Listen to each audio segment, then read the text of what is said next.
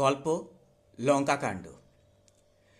সল্টলেকে বাস করে গৌরব আর সমিতা, আর তাদের একমাত্র 5 বছরের ছোট্ট ছেলে বাবাই। বাবাই খুব দুষ্টু, সারাদিন সে নানা রকম অকাজ কুকাজ করে বেড়ায়। গৌরব আর সমিতা যেহেতু দুজনেই চাকরি করে, তাই বাবাইকে দেখাশোনা করার জন্য একজন মহিলা আছেন। 1 মাস আগে সমিতার ছোট বোনের বিয়ে হয়েছে।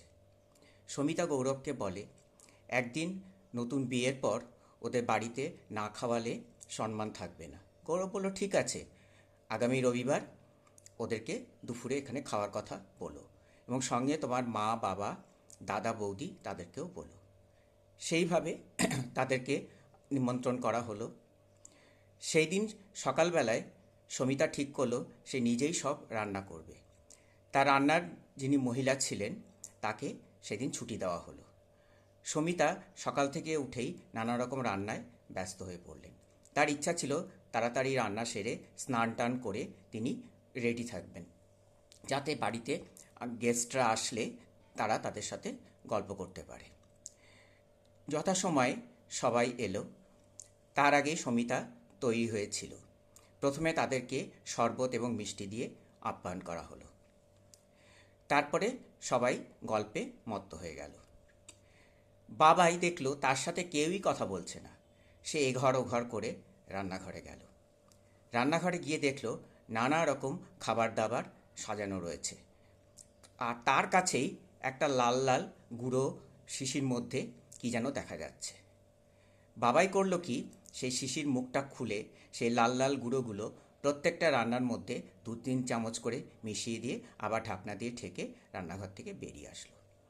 বাবাই যেহেতু ঝাল খেতে পারে না, তাই তার খাবার ঝাল দেবার আগে আলাদা করে রেখে দেয় সমিতা। সমিতা বলল, আগে আমি বাবাইকে খাইয়ে নিই, তারপর সবাইকে একসাথে খেতে দিয়ে দেবো। বাবাইয়ের খাওয়ার পর সমিতা গৌরব সমেত বাকি সবাইদের টেবিলে বসিয়ে দিল। সমিতা নিজেই পরিবেশন করছিল। প্রথমে ডাল দেওয়া হলো। ডাল খেয়ে সবাই বলল, এত ঝাল কেন ডালের মধ্যে? সমিতা বলল, ঝাল, আমি তো মিষ্টি মিষ্টি মিষ্টি করে ডাল রান্না করেছি। তারপর একে একে মাছ মাংস যাই দেওয়া হচ্ছে, সবাই ঝাল ঝাল করে চেঁচিয়ে উঠছে। সমিতার মা বাবা বয়স্ক মানুষ, তারা তো পেটে হাত দিয়ে বলল, আমাদের ঝালের চোটে পেট ব্যথা শুরু হয়ে গেছে। সমিতার বৌদি এবং ছোট বোন তো খাটে শুয়ে গড়াগড়ি দিতে লাগলো। সবার চোখ মুখ ঝালে লাল হয়ে গেছে, চোখ দিয়ে জল পড়ছে। গ্লাস গ্লাস জল খাওয়ার পর তাদের ঝাল কমছে না।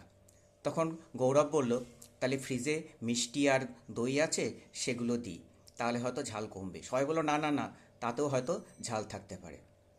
সমিতা কেঁদে ফেললো। এত কষ্ট করে রান্না করলো, আর সবাই এইভাবে ঝাল ঝাল করছে, কিন্তু সে তো বেশি ঝাল দেয়নি। হঠাৎ তার মাথায় এলো যে এর মধ্যে বাবাইয়ের কোনো কাজ নেই তো। সে রান্নাঘরে গেল, গিয়ে দেখলো সেখানে যে লঙ্কার গুঁড়োর যে শিশিটা ছিল সেটা সবটাই ফাঁকা।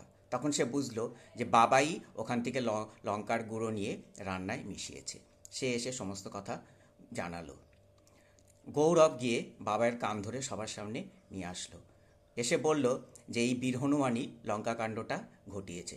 সবাই এই কথা শুনে হাঁ হাঁ করে হেসে উঠল। বাবাই দেখলো সবাই তার কথাতে হাসছে, তখন সে ভ্যাঁ করে কেঁদে ফেলল।